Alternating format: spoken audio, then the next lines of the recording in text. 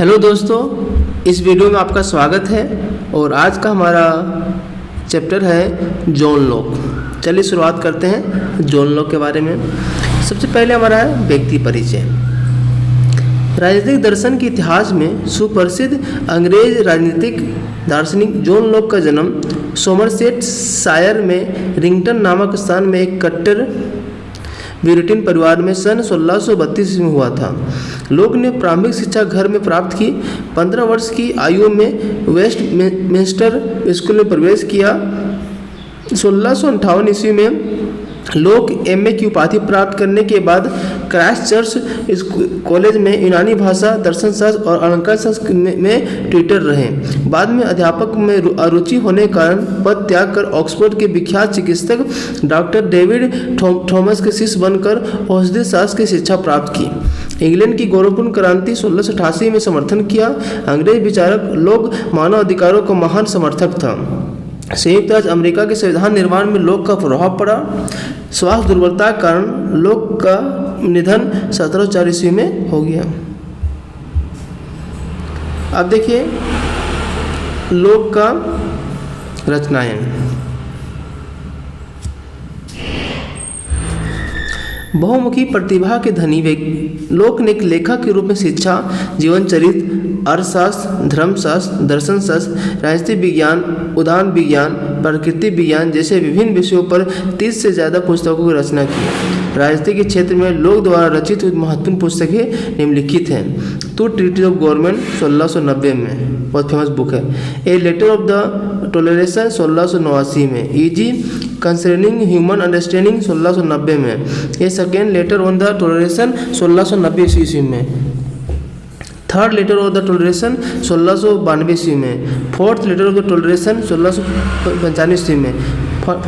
Fundamental constitution of Carolina 1673 में। आगे बढ़िए, अब बढ़ते हैं लॉक की पद्धति यानी method to Locke. John Locke ने अपने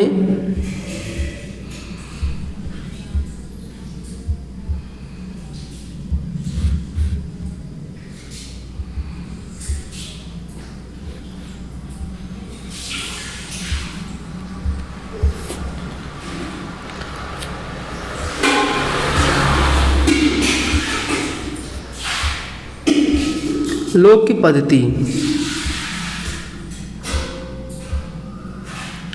जॉन लॉक अपने राजनीतिक सिद्धांत के प्रतिपादन में आगमनात्मक पद्धति का सहारा लिया। उसने इस बात का जोर दिया कि समस्त ज्ञान का संचय अनुभव के द्वारा ही किया जाता है। यानी लॉक ने मनोवैज्ञानिक विश्लेषण को ज़्यादा महत्व दिया। आगमनात्मक पद्धति के साथ लॉक ने वर्णनात्मक पद्धति को भी अपनाया। लॉक की यह पद्धति अनुभव पर आधारित है और वैज्ञानिकता से प्राप्त है। लॉक पर तत्कालीन परिस्थितियों का प्रभाव। लॉक के राजनीतिक सिद्धांत में अध्ययन में स्पष्ट रूप से परिलक्षित होता है कि लॉक तत्कालीन परिस्थितियों का बहुत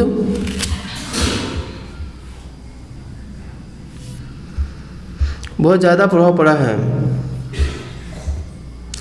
ऐसे भी तत्कालीन परिस्थितियों से हर विचारक प्रभावित होता है, वह लॉक क्यों नहीं हो। लॉक के बचपन उसके कट्टर ब्यूरिटन परिवार पर प्रभाव पड़ा, जिसके कारण उसने रोमन कैथोलिक की सहिष्णुता के फल से वंचित रखना चाहा। 15 वर्ष की तक अवस्था में लॉक युवक पार्टी और उदारवादियों के प्रभावित हुआ। उसका कारण शेफ्टसबरी के संपर्क में आना था। शेफ्टसबरी के संपर्क आने का लॉक उदारवाद का समर्थक बना।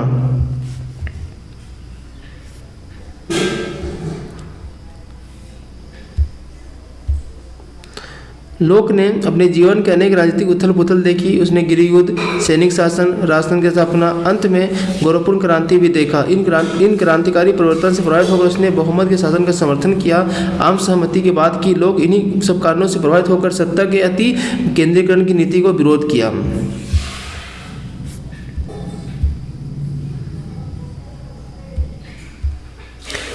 17वीं शताब्दी के उत्तरार्ध में संपूर्ण यूरोप में नवीन बौद्धिक वातावरण से प्रभावित किया। तब लोग को भी इससे प्रभावित होना लाजमी था। लोग भी धार्मिक सहिष्णुता से विश्वास करने लगा और संसदवाद, व्यक्तिवाद, उदारवाद का उग्र समर्थक बन बैठा।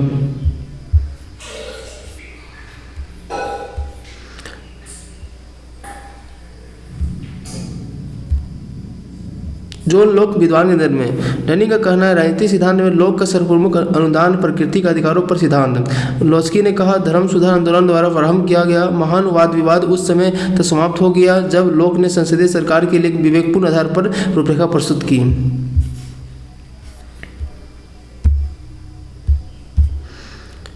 सेवार ने कहा लोक अपने राजनीतिक दर्शन में भूतकाल वर्तमान को मिलाने का प्रयत्न किया है और एक ऐसी आधारभूमि ढूंढने की चेष्टा की जहां सभी दलों के बुद्धिमान व्यक्ति आकर मिल सके, किंतु उसने जो कुछ भी जोड़ा उसका संश्लेषण नहीं कर सके। मैक्सी जैसे विद्वान कहना है कि लोक का स्थान उन थोड़े राजनीतिक विचारों में है जिसके विचारों को कभी लोप नहीं होगा।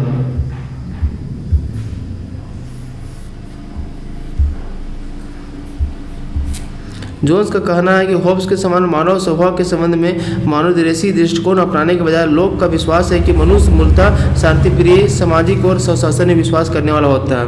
लोक के मानव प्रकृति विचार तो बोल रहा है अंशविंदावादियों भांति लोग भी अपने राजनीतिक चिंतन में का प्रारंभ मानवीय प्रकृति की व्याख्या से ही करता है। लोक के मतानुसार विवेक मानव सर्वप्रथम गुण है। मनुष्य तर्कशील विचारशील मनुष्य की यही तर्कशीलता विवेकशीलता जैसे नैतिक नियमों को मर्यादित रखती है। मनुष्य में पारस्परिक सहयोग की सामाजिकता भी गुण होते हैं। वह प्रेम दया शांति एकता सज्जनता नैतिकता में विश्वास रखता है। लोग इस बात पर बहुत ज़्यादा बल देता है कि सब व्यक्ति प्राकृतिक रूप से समानता पर अवस्था में होता है। लोक ने प्राकृतिक रूप में तमाम लोगों की शक्ति स्थिति और अधिकारों को समान माना है। सब रूप से लोक के अनुसार प्राकृतिक अवस्था में सभी लोग का समान प्रयोग करते हैं और समान लाभ अर्जित करते हैं।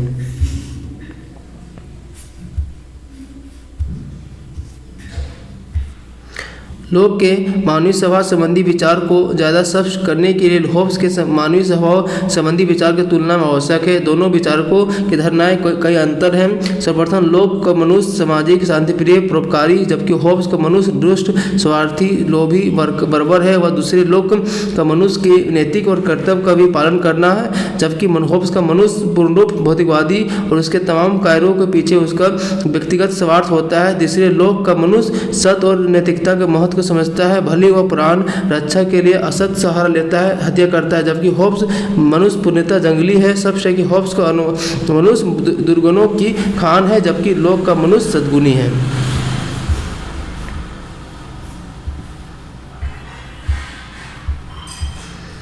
लोक के प्राकृतिक अवस्था संबंधी विचार होब्स ने मनुष्य की घोर स्वार्थी माना प्राकृतिक अवस्था में संघर्ष के युद्ध की अवस्था माना जबकि लोक मानवीय स्वभाव के संबंध में होब्स से विपरीत धारणा रखता है। मानव को शांतिपूर्ण जीवन में विश्वास करने वाला बताता है। जाहिर कि लोक के अनुसार प्राकृतिक अवस्था में युद्ध और अशांति ही नहीं शांति की आवश्यकता प्राकृतिक अवस्था में सभी मनुष्य समान अर्थात समानता प्राकृतिक अवस्था को महत्वपूर्ण विशेषता है। समानता के अतिरिक्त प्राकृतिक अवस्था दूसरी विशेषता मानव की स्वतंत्रता है परंतु यह स्वतंत्रता स्वच्छता नहीं है क्योंकि प्राकृतिक अवस्था का नियंत्रण प्राकृतिक नियम द्वारा होता है।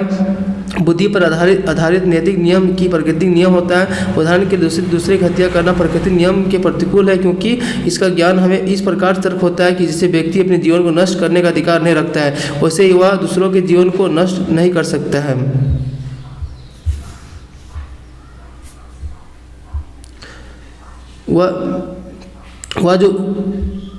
वह जो व्यवहार अपने लिए चाहता है वह ऐसा व्यवहार दूसरों के साथ भी नहीं करना चाहिए। दोनों का कहना है कि बुद्धि स्वतंत्रता का आधार है। जो मनुष्य इस योग बनाती है वह प्राकृतिक संविधान के अनुसार सेवन प्रवृत्ति करते हैं। प्रकृति नियम नियंत्रित होने के कारण लोक की प्रकृति दशा होब्स की नैसर्गिक दशा के भांति भयावह संघर्षपूर्ण नहीं है। मनुष्य में स्वभावतः सामाजिकता की प्रवृत्ति है अतः लोक की प्राकृतिक अवस्था शांति सौहार्द पारस्परिक सहयोग और आत्मरक्षा की आवश्यकता है।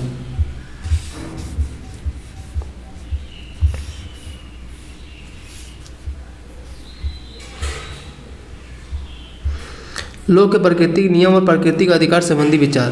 प्राकृतिक नियम लोक ने जिस प्राकृतिक अवस्था का चित्रण किया वह राजहीन अवश्य है परंतु समाज विहीन नहीं। लोक की प्राकृतिक अवस्था में जो राजहीन है वो व्यक्ति तर्क और विवेक का प्रयोग करके शांतिपूर्ण रहते हैं स्वतंत्रता और समानता भोग करते हैं और इस समय और सहयोग पर आधारित सामाजिक अवस्था का कारण प्राकृतिक नियम है।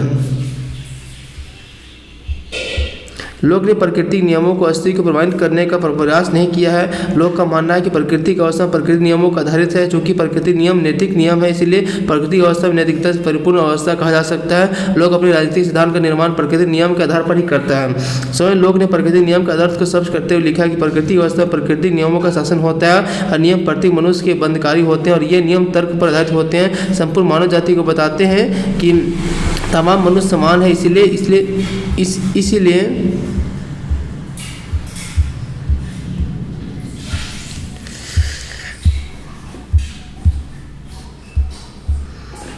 इसीलिए मनुष्य को एक दूसरे के जीवन, संपत्ति और स्वतंत्रता को हानि नहीं पहुंचानी चाहिए।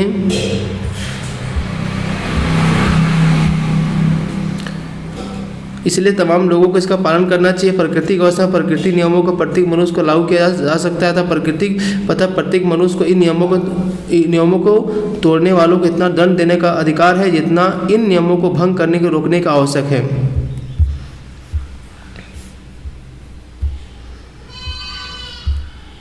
प्राकृतिक नियम संबंधी लोक की धारणा हॉब्स की धारणा से कहीं अधिक विस्तृत है। ऐसे दोनों ही विचार मनुष्य के विवेक के समान मानते हैं, परंतु हॉब्स यह मानता है कि मनुष्य अपने विवेक का प्रयोग अपनी इच्छाओं को अधिक से अधिक संतुष्ट करने के लिए हेतु करता है। लोक का मानना है मनुष्य अपने विवेक का प्रयोग प्राकृतिक नियमों को निश्चित करने के लिए करता है। इनका अनुसरण करके वह शांति, सौहार्दपूर्ण सामाजिक जीवन व्यतीत करता है।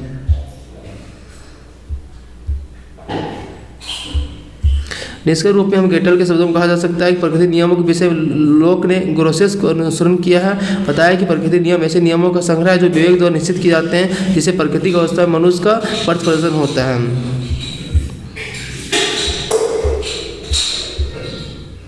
प्राकृतिक अधिकार गौरवपूर्ण क्रांति के समर्थन होने के कारण लोक का मनुष्य के अधिकारों में समर्थन होना आवश्यक ही था। अतः लोक प्राकृतिक नियमों के अनुसार समानता को सब मनुष्य को जमशील अधिकार घोषित किया है। समानता आधार पर मनुष्य को प्राकृतिक अधिकार में सिद्धांत प्रतिपादित किया है। लोक का यह सिद्धांत राजनीतिक चिंतन के इतिहास में महत्वपूर्ण स्थान रखता है। इसीलिए मैक्सिस ने कहा कि प्राकृतिक अधिकार को महत्वपूर्ण सिद्धांत राजनीतिक चिंतन को महत्वपूर्ण योगदान देता है।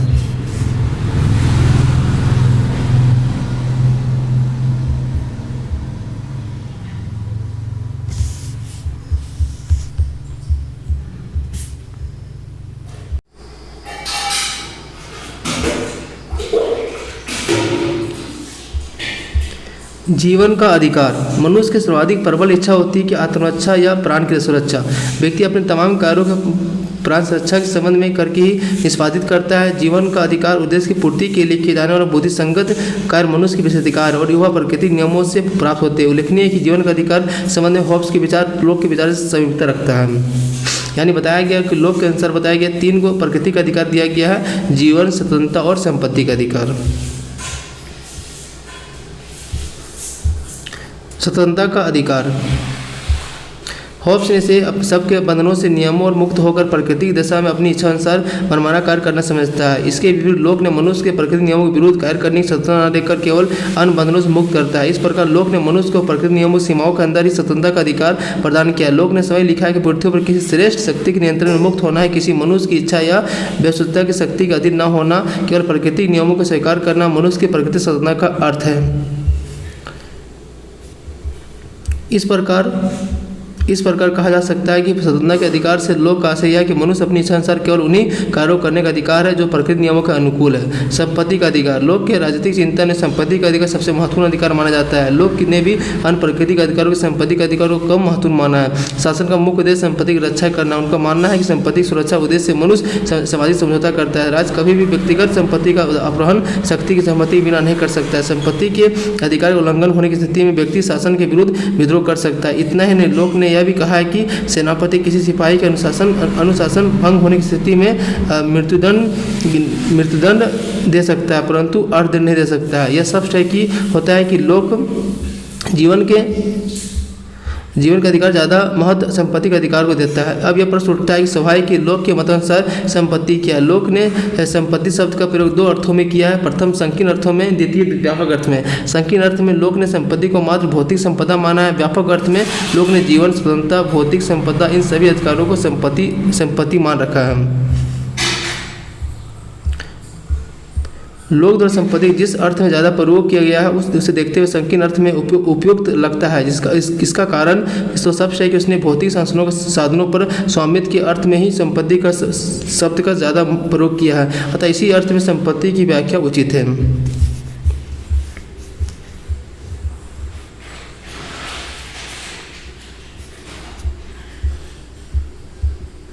होब्स और रूसो के अनुसार संपत्ति का उद्भव सामाजिक विधियों से हुआ है, इसलिए संपत्ति के निर्माणक राज्य की माना जाता है। सबकी लोक ने संपत्ति की उत्पत्ति के विषय में इन दोनों विचारों को अलग अलग विचार रखा है। लोक का कहना है कि संपत्ति एक प्राकृतिक संस्था है। उसने कहा कि प्राकृतिक अवस्था में संपत्ति कार्य विद्यमान रहता है। प्रारंभ में वस्तुओं पर सबका समान अधिकार होता है, परंतु जब कोई व्यक्ति शरीर का श्रम किसी प्राकृतिक वस्तु में लगाता है तो उसे प्राकृतिक वस्तु का निजी अधिपति हो जाता है। लोग का कहना है कि ईश्वर तमाम भौतिक वस्तुओं निर्माण सामूहिक हित के ध्यान में रखकर किया, परंतु उन वस्तुओं पर श्रमयुक्त उपभोग और सुरक्षा जरूरी है। ये सुरक्षा श्रमयुक्त उपभोग प्राकृतिक वस्तुओं को व्यक्तिगत संपत्ति में बदल दिया है। सबसे कि लोग के मतानुसार श्रम में संपत्ति की उत्पत्ति होती है। लोग यह भी कहता है श्रम संपत्ति का सिर्फ निर्माणक ही नहीं है, बल्कि श्रम वस्तु के मूल्य को भी निर्धारित करता है। इसके अलावा लोग ने मार्क्स के विचार समान यह भी बहुत पहले कह दिया है कि वस्तु के मूल्य के निर्धारण के पीछे वस्तु उपयोगिता भी काफ़ी मायने रखती है। यहाँ उल्लेखनीय है कि लोग मार्क्सवादी सिद्धांत में भारतीय वस्तुओं के मूल्य निर्धारण में श्रम और उपयोगितावाद को महत्वपूर्ण मानता है। दूसरी ओर पूंजीवाद उदारवादियों की भांति व्यक्तिगत संपत्ति की अवधारणा का समर्थन करता है। इस आधार पर यह कहा जा सकता है कि लोक सिद्धांत पूंजीवाद और समाजवाद के दोनों के बीच पाए जाते हैं। लोग का कहना है कि संपत्ति का अस्तित्व प्राकृतिक अवस्था में था, इसलिए समझौते के बाद उसके अस्तित्व होने का सवाल ही नहीं उठता है। दूसरे शब्दों में लोग यह कहना चाहता है कि राज्य या समाज संपत्ति निर्णायक में नहीं है, अर्थात अन्य प्राकृतिक अधिकारों की तरह संपत्ति भी व्यक्तिगत का एक संरक्षित अधिकार है।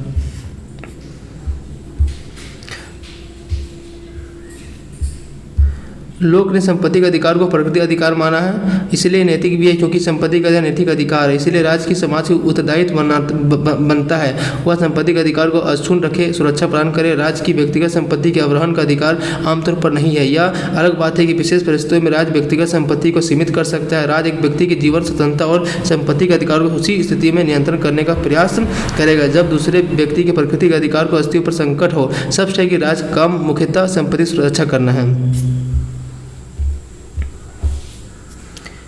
संपत्ति के सीमा निर्धारण लोक की धारणा अरस्तु से मिलती है। लोक का कहना है कि व्यक्ति को मात्र उतनी ही संपत्ति रखनी चाहिए जितना उसे आवश्यक हो। संपत्ति का कदापि दुरुपयोग नहीं होना चाहिए। यदि व्यक्तिगत संपत्ति का अनावश्यक संग्रह और दुरुपयोग किया जाता है तो लोक राज्य की हस्तक्षेप का समर्थन करता है। निष्कर्ष में यह कहा जा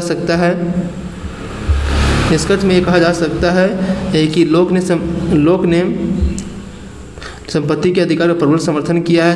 संपत्ति व्यक्ति को उत्तम जीवन व्यतीत करने और राज्य की श्रेष्ठ स्थिति प्राप्त करने में सहायता करता है।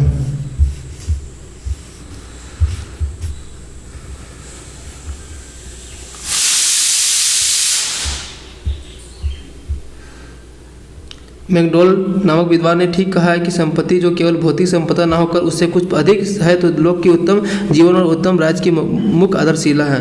लोक ने संविदा और राज्य संबंधी विचार। प्राकृतिक अवस्था में लोक मतानुसार 3 कमियां थी, जिन्हें समाप्त करने के लिए लोगों को राजनीतिक रूप से संगठित समाज का निर्माण किया जा रहा। 3 कमियां थी। प्रथम, प्राकृतिक अवस्था में किसी निश्चित और विदित कानून का अभाव जिसका रहना सामाजिक और अन्य प्रकार की समस्याओं को निदान के लिए आवश्यक था। द्वितीय, मनुष्य को बीच उठने वाले मतभेदों को समाप्त करने हेतु प्राकृतिक अवस्था में किसी निष्पक्ष सत्ता का अभाव था। तीसरे, यदि मनुष्य ठीक मार्ग पर चले तो प्राकृतिक अवस्था में प्राकृतिक कानून को उल्लंघन करने वालों उचित दंड देने वाली शक्ति नहीं है। इस प्रकार स्पष्ट है कि प्राकृतिक अवस्था में विधायिका, न्यायपालिका और कार्यपालिका का अभाव था, यानी सरकार की निहायत आवश्यकता है।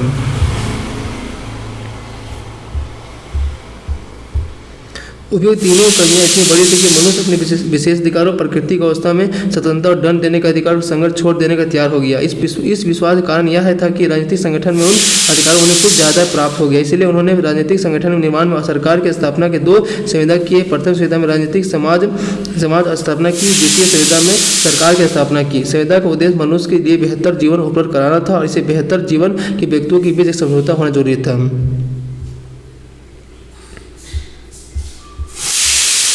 लोक के सामाजिक संविदा कई प्रमुख विशेषता है। पहली इसका उद्देश्य यहाँ जहाँ तक हो सके प्रकृति स्वतंत्रता की रक्षा करना। दूसरी, होब्स की भांति लोक कवि शासक की संविदा सरकार निर्माण वक्त अलग रखता है। तीसरी, लोक के समझौते के दोहरा स्वरूप है। चौथी, लोक के अनुसार राजसत्ता पर मूलाधार जनता सहमति है।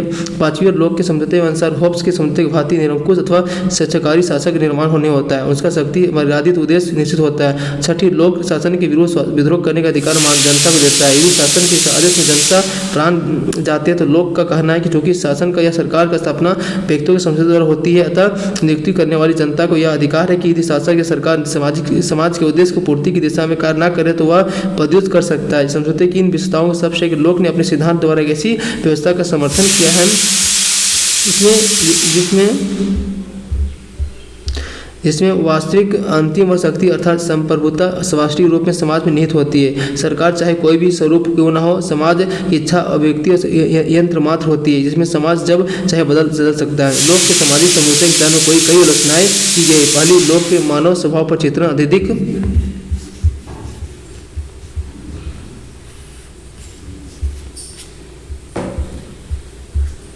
आदर्श है। दूसरी, लोक ने राज्य के भौतिकवादी स्वरूप पर ज़्यादा जोर दिया है। तीसरी, लोक ने केवल सहमति को राज्य का आधार माना है जिसे पूर्णता उचित नहीं माना जा सकता। चौथी, लोक के राज्य व्यक्तिवाद बहुत ज़्यादा है जिसे पूर्णता उचित नहीं कहा जा सकता। अंत में लोक द्वारा विभाजित प्रभुसत्ता का प्रतिपादन त्रुटिपूर्ण माना जा सकता है।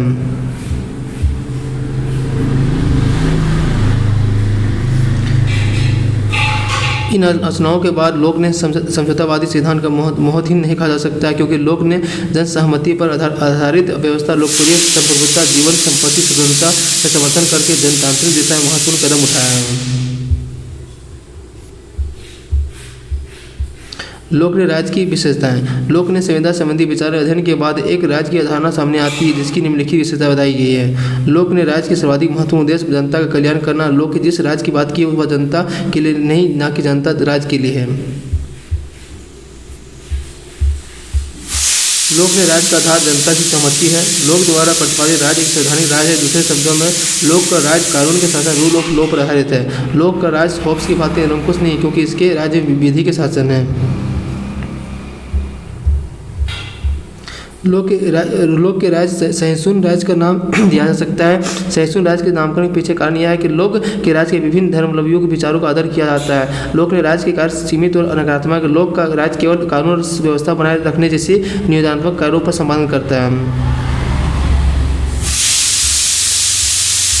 लोक के राज्य में उदारवादी राज्य भी कहा जा सकता है। लोक के राज्य उदारवादी राज्य कहने के पीछे कारण यह है कि उसने राज्य का आधार जनता की सहमति है। उसका उद्देश्य जन कल्याण है। वह सहिष्णु और मर्यादित है। वह जनता के विशेष परिस्थितियों और विद्रोह का अधिकार देता है। यह सच है कि लोक ने राज्य के नारियों और निर्णयों की नागरिकता से वंचित करने जैसे अप्रजातांत्रिक कदम उठाया है। तथापि शासक के नैतिक प्रतिबंध लगाकर उसके शासकों अपने शासित प्रति उत्तरदायी बनाकर, शासन को विधि के अधीनस्थ कर, शक्ति पृथक्करण को प्रभाव बनाकर, बहुमत में आस्था रखकर, शांतिपूर्ण शहरों को बल देकर लोक ने उदारवाद के प्रमुख तत्वों का प्रतिपादन किया है।